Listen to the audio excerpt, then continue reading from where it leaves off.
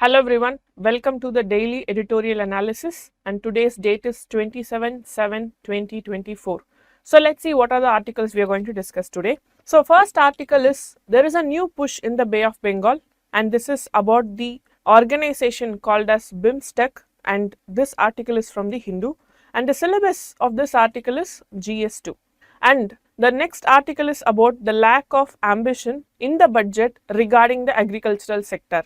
And this article is taken from the Indian Express, and the syllabus is GS3. And then the next article we will be discussing is using children's personal data legally and securely, and this article is from the Hindu and the syllabus is GS3. And after every article we will also be giving a mains question and an approach to write the answers to the same. So let's go into the topic. The next topic we are going to discuss is an international relations related topic about an organization called as Bimstec. Recently, the second ministerial conference has been held in New Delhi, and let's see about this topic. So what is Bimstec?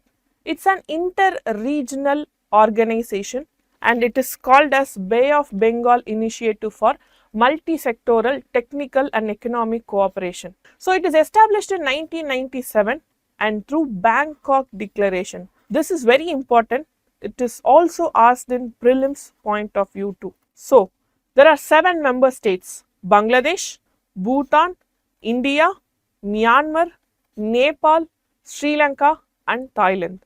So there are 7 members of this particular organization. So what is the major aim? So the major aim of Bimstec is to promote cooperation in South and Southeast Asia, so which has the 22% of world's population. So the secretariat is established in Dhaka in Bangladesh. So in 2014 this headquarters has been established. So what are the previous summits? The first summit was held in Bangkok, Thailand, that is where we call it as the Bangkok Declaration, and then the second one in 2008 in New Delhi, and next we had the third summit in Myanmar, and the fourth summit in Kathmandu, Nepal, and the 5th summit being held in Colombo, Sri Lanka in 2022. So what is the significance? What is the importance of Bimstec? First is regional integration. The South and Southeast Asia is very important region, because let's say this is the India and we have the Bay of Bengal here.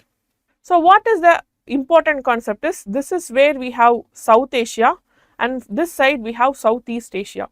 This Bay of Bengal region is a very big hub for trade relations, because most of the ships will definitely travel through this region. So this will foster economic, political and cultural ties, because the South India and Southeast, because the South Asia and Southeast Asia share common cultural ties. Next is, it aligns with the Act East policy of India also. So next is the economic cooperation. It boosts trade, investment among members, and it will promote regional growth like free trade agreements we have in terms of Bimstec. And the example, one of the important example is, India can develop northeast via Bangladesh and Myanmar. We all know the chicken neck point we have. Because of that particular issue, there is the development, any step taken for the development of northeast India is facing hurdles. But now with this promotion, what we can do is we can promote the northeast with the help of Bangladesh and Myanmar. That is, through sea route we can take any form of developmental activities we wish to do. Next is strategic importance. Bay of Bengal is very crucial for global trade and regional security. Almost 25% of world trade takes place through the Bay of Bengal region. This will address common challenges like maritime security and most importantly the climate change, because the South Asia and Southeast Asia are very vulnerable due to the sea level rise. So with this Bimstec cooperation we can address both the adaptation and mitigation issues. Next is the geopolitical balance. This Bimstec provides as a platform to counterbalance major powers, because like China's Belt and Road Initiative, India is having a very big issue in terms of trade today. But this is acting as a counter to China's One Belt, One Road initiative. Next is ASEAN link. This enhances our relationship with Asian countries, because the countries which are bordering the Bay of Bengal like Thailand and Myanmar from ASEAN are also a part of Bimstec. So this acts as a bridge between South Asia and Southeast Asia for trade and investment.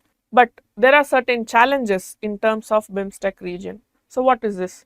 First is we have to broaden the focus area. We have to prioritize specific areas for cooperation, instead having a thin form of focus.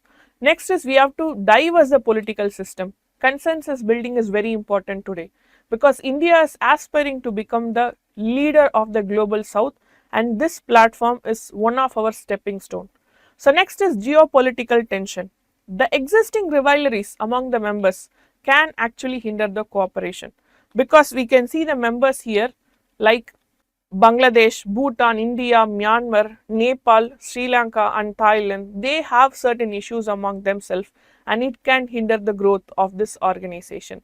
Next is economic disparities. There is an uneven economic development and this is creating imbalances. Next we can say about PM Daksh. So we have developed it in 2020. Inadequate transportation and communication infrastructure is limiting the regional connectivity. There are certain security threats too. Terrorism, transnational crimes and security concerns pose the challenges. There are certain border issues that is also hindering the trade and investment. Next, let's say what are the challenges other than these. Next is SAARC performance. Recently, the SAARC performance is not up to the mark. There are delayed meetings, lack of cooperation from Pakistan, etc. And now Bimstec is seen as an alternative. This is fulfilling the need for stronger regional cooperation as we can utilize the opportunities that is causing from the SAARC. Next is the membership. It includes all SAARC members except Afghanistan, Pakistan and Myanmar. So this, along with it, we are also having other Asian members. So I am repeating here, we have the SAARC. So in the SAARC, I am removing the membership of Afghanistan, Pakistan and Myanmar, and I am adding Thailand and Myanmar. So I get Bimstec. So which means that now I am able to access SAARC and also ASEAN because Thailand and Myanmar are members of ASEAN. Now through this India can have a hold on both SAARC and ASEAN. So let's discuss the difference between SAARC and Bimstec. SAARC being the regional organization, especially to South Asia, Bimstec is an inter-regional organization. What is the meaning of inter-regional organization? Is that we are linking South Asia with Southeast Asia.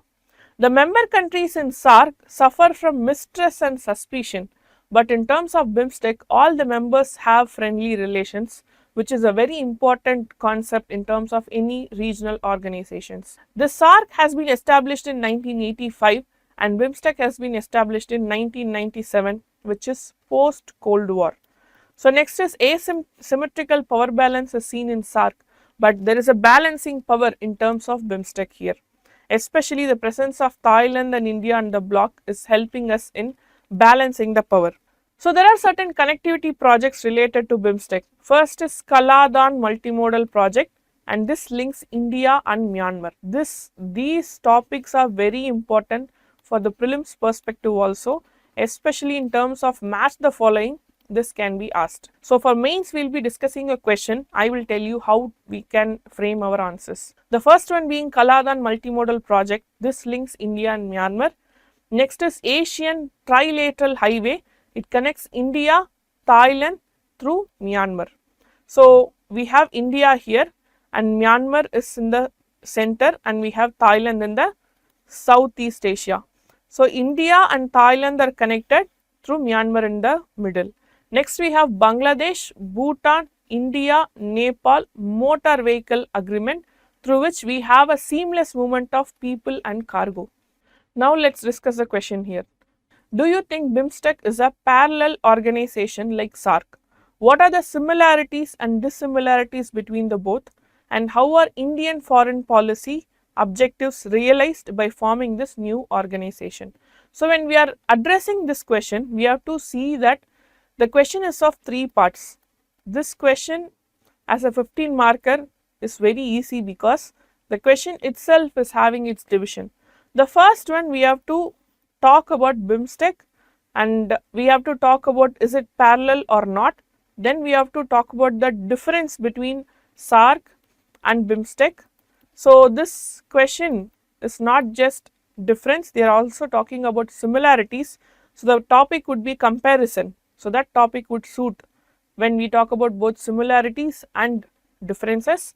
And next, how are Indian foreign policy objectives realized by forming this new organization?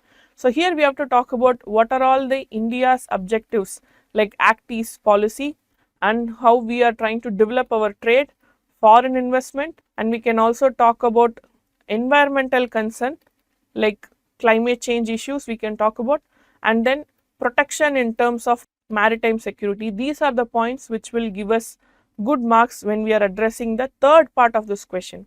Agriculture is called as the backbone of our country. Why is it called as the backbone of a country?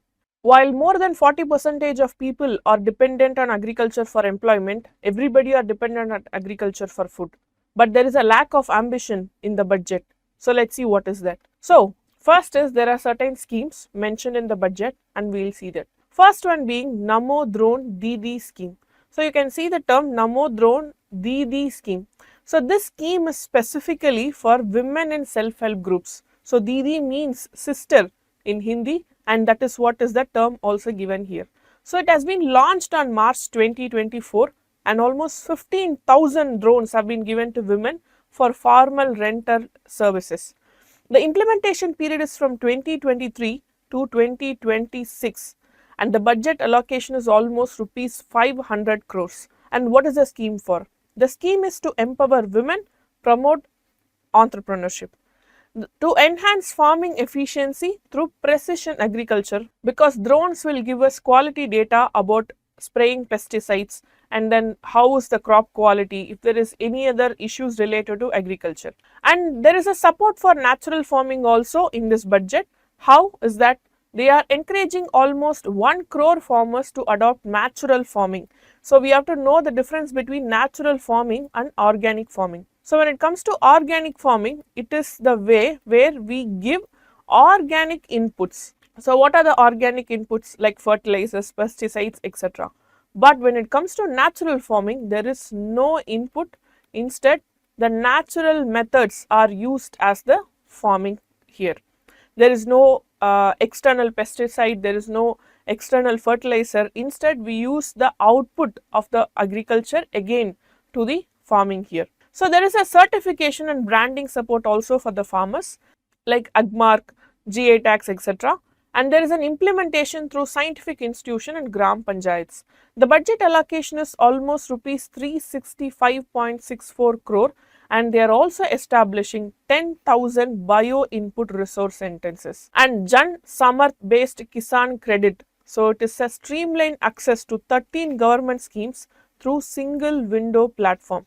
So Kisan credit, there are various credits available to farmers and this single window will provide them access to all those credits. Next we will be seeing pulses, oil seeds and vegetable production based schemes.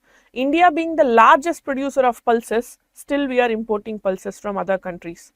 And for this, to aim the self-sufficiency in the pulses and oil seeds, we are trying to develop large scale vegetable clusters near consumption centers. And we are promoting farmer producer organizations, cooperatives and startups. Next, we will be looking at the National Cooperation Policy and Rural Economy, and this policy is for the systematic development of cooperative sector. And the focus on rural economic growth and job creation is also under this National Cooperation Policy and Rural Economy. Next, we will be discussing the budget estimates related to shrimp production and export, and India is the world's largest shrimp exporter. So we have a very good aquaculture resources. Being a peninsular region and the country with one of the largest coastline, we have to utilize our aquacultural resources. And India, the world's largest shrimp exporter, and the seafood exports in 2022 to 23 is almost $8.09 billion. And the shrimp alone stands for 5.6 billion. So the financial support for shrimp nucleus breeding centers are given in the budget. But there are certain issues with respect to this.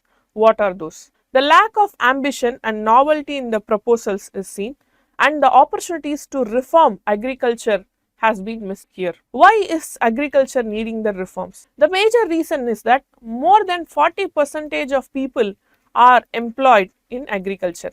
But you know what is the contribution to GDP? Only 15%. So this is the reason we are seeing that there is a lack of efficiency in terms of agriculture. So if we have to bring efficiency, there has to be reforms. In that case, this budget has missed the opportunity. So insufficient agricultural research funding, and only 9,941 crore has been allotted, and marginal increase in overall allocation has been seen. That is one thing we have to be happy about. The other things are that reduced allocation for agricultural credit interest subvention. So the farmers who are dependent on agricultural loans are here not getting any remedy in name of interest subvention. And there is also concerns over Namo drone Didi scheme, which is promoting agrochemicals, because here the drones are actually used to spray pesticides and other form of chemicals. So through this scheme, even though the scheme is promoting self-help group growths, this is also promoting agrochemicals, which is a concern for environment. Next is there is an unsolved demand for legal minimum support price. This has been a long time tussle between the government and the farmers, and there is no space given for this in the budget. So what are the measures we have to take to improve our ambition, or what are the measures we have to take to rectify the issues in terms of agriculture? The first one being we should promote agro processing, because the issue is not just reduced to production. The issue is because of more wastage of agricultural products. So agro processing will help us to increase the shelf life of these agricultural products and will lead to increased efficiency. Next one being improve agricultural infrastructure. By bringing more technology, we can reduce the disguised unemployment in the agriculture, and it will lead to improvement in the contribution to GDP. The next one is developing crop loss compensation mechanism. We do have certain insurances, and those insurances has to be strengthened. Next is ensure transparent budgeting, increase investment for doubling farmers' income, because this doubling farmers' income has been already promised in various budgets, but the thing is it properly implemented? Next is close lab to land gap. So many research has been going on and has been found fruitful, but are we using it in the field? That is a big question here, and we should reduce the land to lab gap. Next is increasing the budget for agriculture and focusing on high impact agricultural R&D, and we have to strengthen the research institutions. Now let's discuss a question on this topic. Critically analyze the recent budget impact on agricultural productivity and farmer income. What key reforms are needed to enhance sector sustainability? In this question, I would say this is first keyword, next is this is the second keyword, and we have to talk about the third keyword, and we have to talk about fourth keyword. Why am I marking the keywords here? The first one, we have to talk about the budget, and since we are speaking about critically analyze, we have to talk about the shortcomings in the budget, and then we have to talk about how to increase the agricultural productivity and farmers' income, like we have discussed the various schemes and various reforms, etc. And finally, when we talk about sector sustainability on both the fronts. One is the environmental sustainability and the other is the economical sustainability. When we attain economic sustainability and environmental sustainability, we will automatically attain social sustainability, which will lead to sustainable development. In the era of internet and digital platform, data is equated today with money. Using the children's personal data is a very big question today. When we talk about this personal data of children, there are two important concepts we have to discuss. The first one is UDISE+. So what is this? This is a unified data information center that is given for every district that collect school children related data. So they have the online data collection system for schools, and the updated version is what we call it as plus here. So it is developed by the Department of School Education and Literacy in 2018. This is the official statistics system of the Ministry of Education, and it is used to track the trends among the children's education. So what is the purpose of UDISE+? It builds the credible database on school infrastructure, teachers, enrollment, and performance. So it's not just about the students, it's about the teachers also. The online data collection form is given to collect the data efficiently for both entry and verification purposes. So the functions of UDISE is broadly classified into three.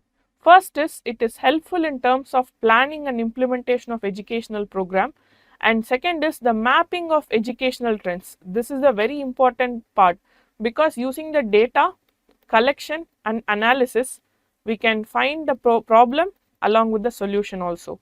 Assessing school education status in both states and UT, that is both states and union territories also come under the function of UDISE+. Now let's talk about APAAR. If UDISE is for schools, APAAR is for colleges. So Automated Permanent Academic Account Registry is what stands for APAAR. So it is under the National Credit and Qualification Framework recently introduced in National Education Policy. It gives a unique student ID for all students and it will be a lifelong database for students' credential. For example, let's say there is a student who is studying in a college for 2 years. Now for some reason the student is deciding to either switch to a different college or is deciding to drop out from the college and has to continue after a year. Now the credit is stored inside this data registry and it can be used in the future also. So what are the advantages of UDISE+ and APAAR integration? So the unified national scale database will be available for the ministry, which will help in understanding the national trends, not just the district trends. And tracking the student migration will help in allocating resources along with the proper statistic analysis. And we also streamline the educational records here, and aligning with one nation, one student ID goal, we have the entire nation as one unit of education. So the data privacy, this is a very big concern because when we collect big data, the question comes is privacy. So the risk of data leakage due to the lack of clear standards is a very big concern here, because the Data Protection and Privacy Act is something which discusses about this privacy, and the regulatory compliance challenges for EdTech company and DigiLocker, as these two are a third party platform. There is a concern about Aadhaar usage also, because Aadhaar is not just the number but also the biometrics of the students. Today from Bal Aadhaar to Aadhaar for adults, the data of biometrics and information related to location is also available here. So the privacy and data protection is a question of Article 21, right to privacy, which is a famous Puttaswamy versus Union of India case. So the question is not just the right to privacy but also right to be forgotten. So the privacy and data protection here is a very big challenge, because when we talk about children, the consent of parent is very important and the potential misuse of collected data is a very big issue. Let's say for an example, we have the data of location of children, then it would be very easy for the trafficking networks. So lack of clear legal liability for ministry lies here.